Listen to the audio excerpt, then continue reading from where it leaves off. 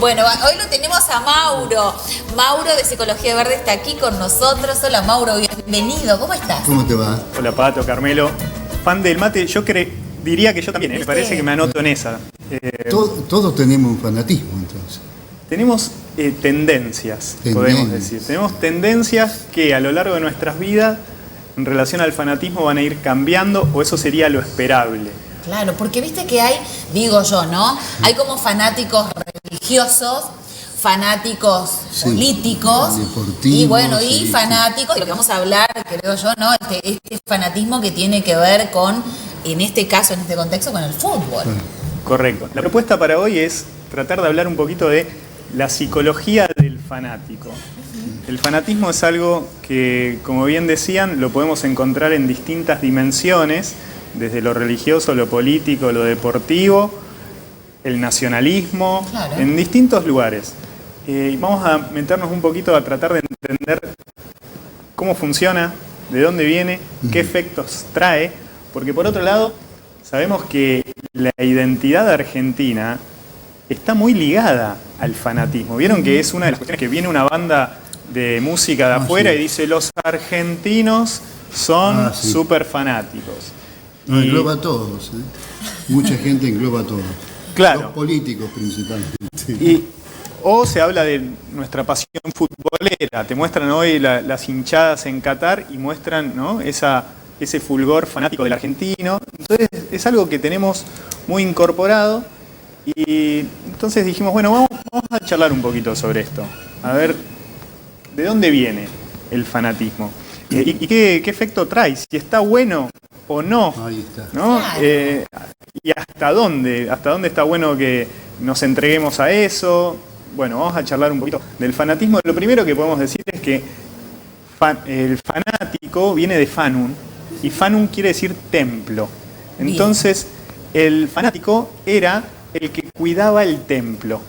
Entonces, el templo está ligado a ese espacio reservado a Dios. Entonces, el fanático es aquel que vela por la protección de la deidad. De ahí viene. Entonces vamos a ir viendo que el fanatismo, que hoy podemos encontrarlo, por ejemplo, en el fútbol, hunde sus raíces en el mismo lugar, tiene el mismo origen que las religiones, que la posición frente a la religión, ¿no? ¿Por qué? Porque el fanático es aquel que, estando custodiando el templo, se siente en una posición de poder. Una posición de poder que lo asemeja y lo pone en proximidad a esa pasión a la que quiere acercarse, ¿sí?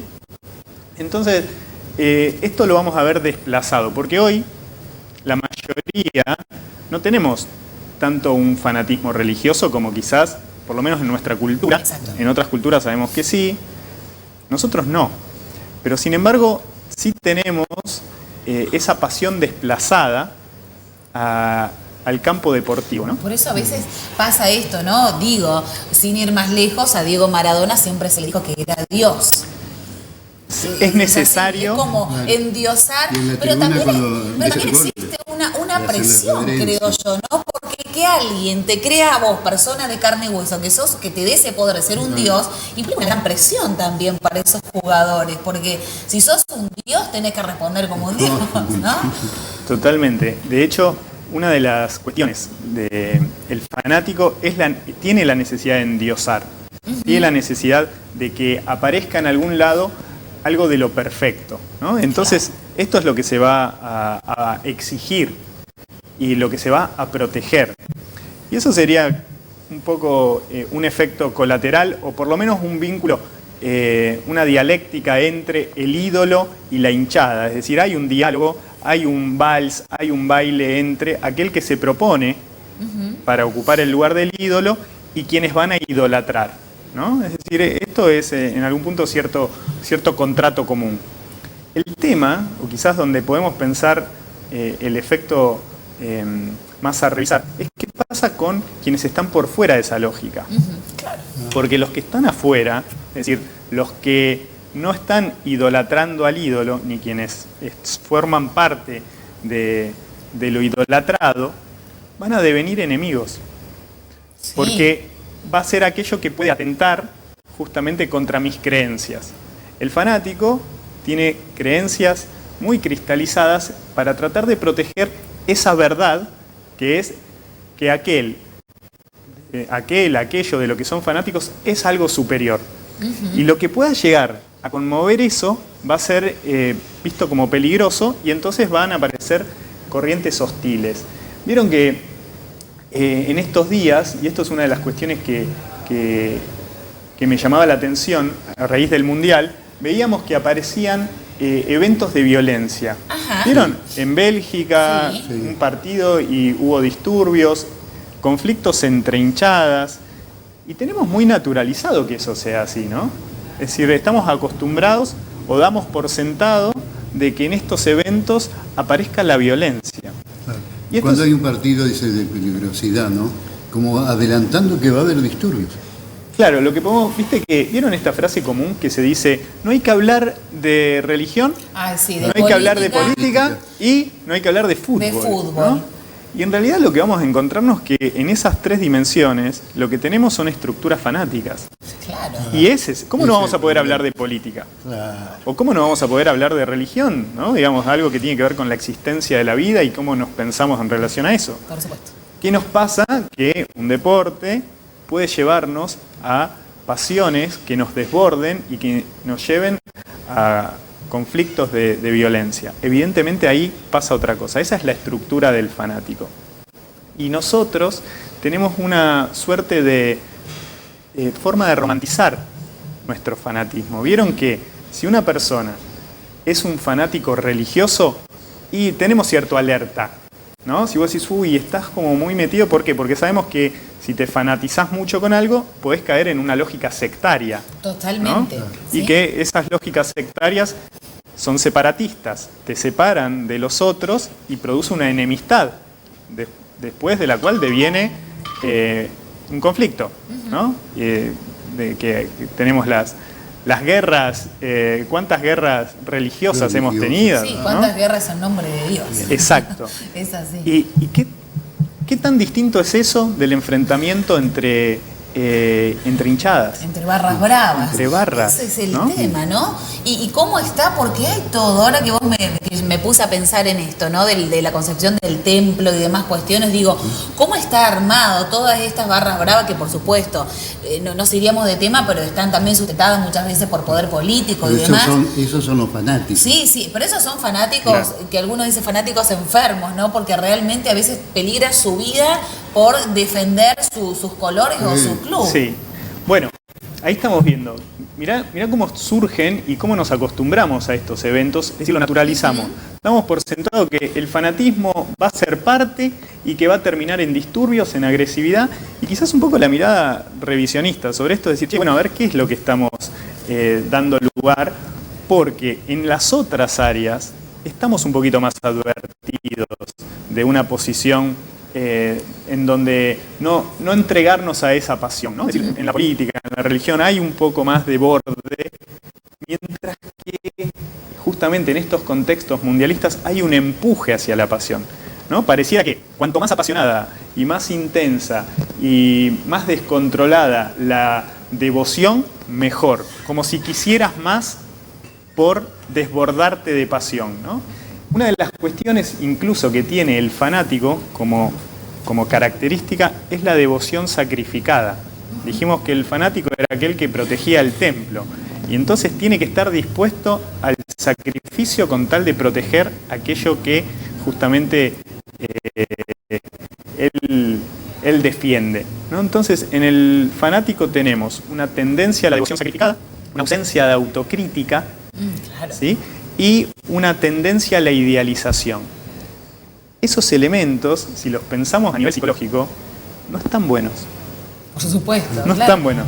¿Vieron cuando, no sé si lo han escuchado, pero a nivel psicoanalítico, cuando se piensan los procesos subjetivos, se dice que el enamoramiento, Freud decía, el enamoramiento es una enfermedad a ser curada, porque hablaba de que es una borrachera psíquica. ¿Por qué? Porque el yo deviene objeto de un otro idealizado. Y entonces hay un empobrecimiento yoico en función de un enaltecimiento de una otredad. Pero por lo menos en el enamoramiento, eso tiene una duración corta. ¿Por qué? Porque en algún momento ese otro idealizado, a medida que lo vamos conociendo, se va desidealizando.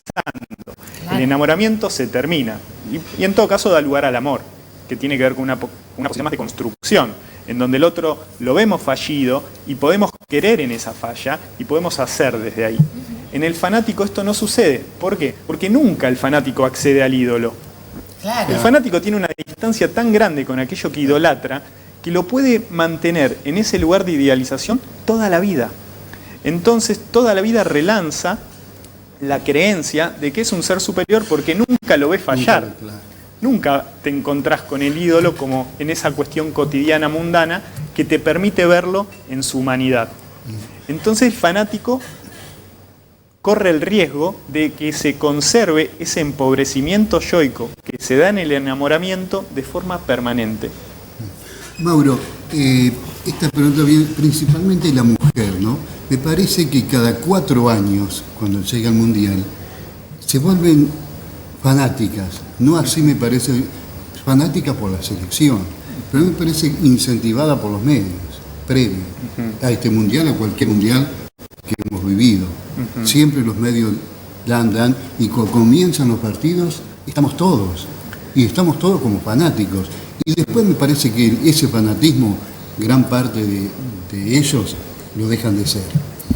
Son fanáticos por la selección, sí, por el Mundial. Hay un fanatismo ocasional, episódico, contextual, que tiene que ver con la identificación quizás con la selección, claro, que permite que todos nos identifiquemos con eso y no tanto con los cuadros de fútbol parciales, sí, que es otra escena en donde quizás aparecen todavía, si bien esto ha ido cambiando, una identificación más del hombre al deporte por cuestiones históricas, ¿no?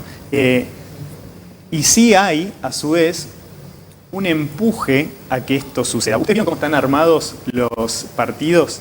Toda la cuestión heroica y dramática en torno a la entrada de los jugadores, la presentación de los himnos.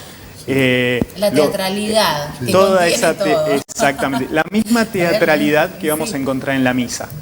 Claro, la misma. Totalmente. ¿Vieron? Supuesto. Si empiezan a ver, hubo un deslizamiento de la religión al fútbol en donde dejamos de ir los domingos a misa, digo, dejamos en términos sociales, pero se pasó a ir los domingos a la cancha. Se le dejó de rezar, ¿no?, a ese Dios que aparece idolatrado y al que se le pide para pasarle a pedir al ídolo, ¿no? Sí, por supuesto. Y aparece toda esa misma teatralidad, toda esa puesta en escena que lo que hace es que esa tendencia al fanatismo que podemos rastrear originalmente en todos se exacerbe, ¿no? Entonces nos volvemos por un tiempito fanáticos y quizás está bien en la medida que sea un juego. Claro, yo creo que sí, que es una buena convención que todos aceptamos. Yo también. Digo, porque está bueno el folclore esto de decir, che, nos juntamos en tu casa, dale, comemos algo, hacemos una pica. Es como esta cuestión de yo nunca miro fútbol, pero ahora sí estoy mirando los partidos porque me parece que está bueno ver la selección en un mundial, qué sé yo. Pero no es tampoco un fanatismo y creo que hace parte todo esto, ¿no? De unirnos que para. Se vuelven fanáticas. Puede ser. Muchísimo. Sí, me parece que en la medida en que sea un juego, en la medida que entendamos que tiene que ver con un modo de encontrarnos, un modo de reconocernos, es donde el juego no tiene que lastimar. Y hay personas, y a esto iba con que en el fanatismo propiamente, que no es lo mismo tener algo que nos guste, que no es lo mismo tener una cuestión en donde podamos desarrollarnos, el fanático no tiene relación con aquello que está sucediendo, ¿sí? Fíjense que la escena pasa por fuera de él. Y en general suele haber una afectación muy grande. Porque, ¿qué se busca en el fanatismo? ¿Qué busca el fanático en su causa? Lo que en general se persigue es una pasión a la que en su vida cotidiana no logra acceder. Es decir, se busca acceder a unos estadios de felicidad que en general no aparecen en lo cotidiano. Entonces se desplaza, hay una compensación. Se da ese subidón cuando se mete un gol, pero después aparece también la caída. Y la caída puede ser muy dura. Claro, yo veía el primer partido que jugó Argentina, como mucha gente lloraba, pero lloraba desconsoladamente. Que uno dice, claro, por supuesto, yo al no ser fanática, por ahí no le entiendo ese lugar. Digo, sí, claro, a todos nos gustaría ganar porque es una Copa Mundial, pero decía, una depresión, o la gente claro. que publicaba historias, el peor día de mi vida. Yo decía, ¿cómo el peor día de tu vida? Ahí está. En realidad, no sé si vamos a catalogarlo así, ¿no? Es como, bueno, una situación que uno dice, che, qué lástima, ¿no? Hubiésemos podido hacer un gol, 2 o 3, pero empieza a ser como esta indignación y uno cae como en esa frustración absoluta. Ahí justamente es donde se vuelve un poquito peligroso. En términos anímicos, para la persona no está bueno. Y por eso hablo de prestarle atención a no romantizar el fanatismo, Claro. porque sería equivalente a estar romantizando el alcoholismo. Puedo decir, y yo me tomo una cerveza un día que hace calor y puedo compartir y me gusta, pero no es lo mismo una persona que es alcohólica.